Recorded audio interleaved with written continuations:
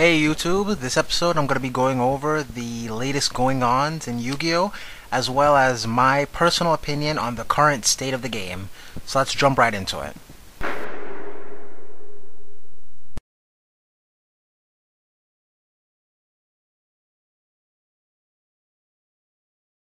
So we've closed the final chapter on the Shonen Jump Championships and opened the first of the Yugioh Championship Series. Though the biggest and most obvious change is to the name alone, the format helped the game enjoy a variety of competitive deck types, which is an event that is few and far between for Yu-Gi-Oh tournaments. So let's touch on a few things about the event that caught my attention. Peter Chang took first place with his Machina Gadget deck, main decking not only 2 Jinzo, but 2 Jinzo Returner, a card he could take advantage of by activating Future Fusion, I guess, to special summon Jinzo just for the turn. He could also just have the Jinzo Returner die, I guess, by battle to special summon Jinzo. And I suppose the extra ability to shut off traps helped push him up to be able to win first place in this event. The deck took advantage of the strong points of Machina Gear Frame and the gadgets to thin the deck, as well as the lone copy of Machina Force, Machina Fortress, and Solidarity to give his floaters a little more oomph. So congratulations to Peter Chang, who piloted his Machina Gadget deck to first place at this event. While many expected deck types like Machina Gadgets, Infernity, Gladiator Beasts, and Blackwing were all in attendance, there were a few out of the ordinary decks as well. Which was the oddest and stuck out like a sore thumb, you ask? Well, in my opinion, it has got to be the deck playing Herald of Perfection. Herald of frickin' Perfection. When I saw this, all I could say was, wow. I mean, seeing this deck in the top 8 was sort of like watching Rocky Balboa fight Apollo Creed for the championship. Sure, I mean, Apollo was more skilled and by all rights should win, but there's something about the creative underdog that makes you want to cheer for them. So anyway, about Herald of Perfection. Being able to negate any effect by discarding just one fairy monster from your hand can be backbreaking.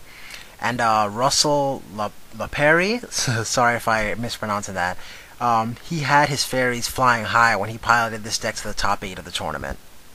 And what an array of fairies he had. 33 of the 42 cards he was running were fairy monsters. Monsters like Archlord Krista and Honest obviously made their ways into the deck, as well as Theus, the Goddess of Light, even some old school favorites like Skelengel and Soul of Purity and Light, a card a friend of mine would have loved to see at the top tables of a big event, were in this deck, so I think it was really cool and innovative deck to run. Magical Explosion is another deck that had an impressive showing. Forgive me if I say this wrong, but Colin Berman, he exploded into the top 16. Get it? Exploded? Nothing? No? You guys don't know comedy. Anyway, Colin Berman, he played his way into the top 16 with Magical Explosion, and he was so focused on being able to draw into his combos, he main decked Broken Bamboo Sword and Golden Bamboo Sword. Pretty interesting, but it seemed that it worked out for him. Next, I want to talk about some side deck picks that caught my eye.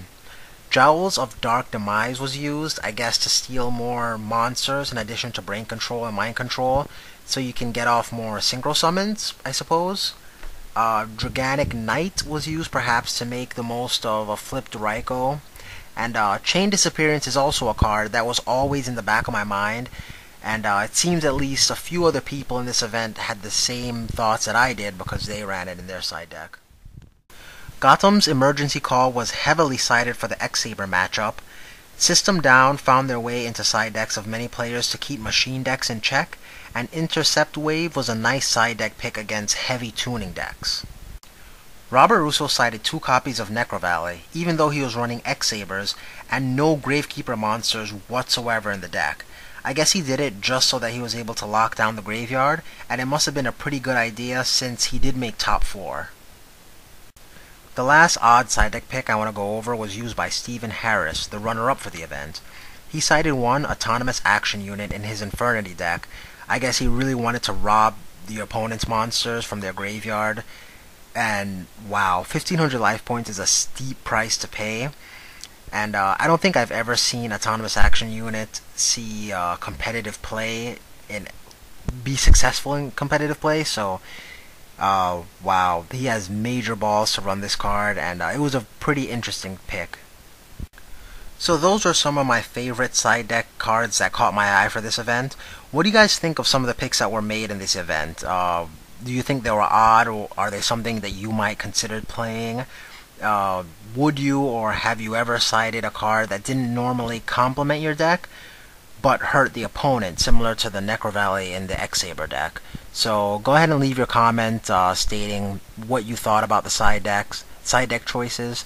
How do you think it might shape how you side deck? You might try to run something a little out of the box to try and get an advantage. It obviously is shown to be successful, so what do you guys think?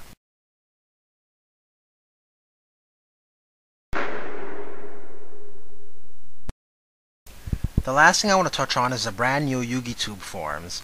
I was actually planning on mentioning this before I found out there was a contest about this subject, so although I'm going to go ahead and throw my name in the hat for that, it's far from the reason why I'm bringing this up. Pause Joker and the guy from Yugioh Duel channel created their own threads page for all things Yu-Gi-Oh and YouTube. They use their popularity to fuel the site, and it has made the forums grow incredibly large, incredibly fast. Some have even stated that it could soon rival Pojo, an anticipation I don't think is too far-fetched. But instead of trying to explain all the subjects and discussions and the site features, check out the link to the video explaining everything you need to know, and a direct link to the forums will be in the description box. I've already made a profile there, so be sure to PM me or add me as a friend if you'd like. That's going to be all for this episode, you guys. You guys been watching Duel School with Fitzroy. I'm Fitzroy, and you guys just got schooled.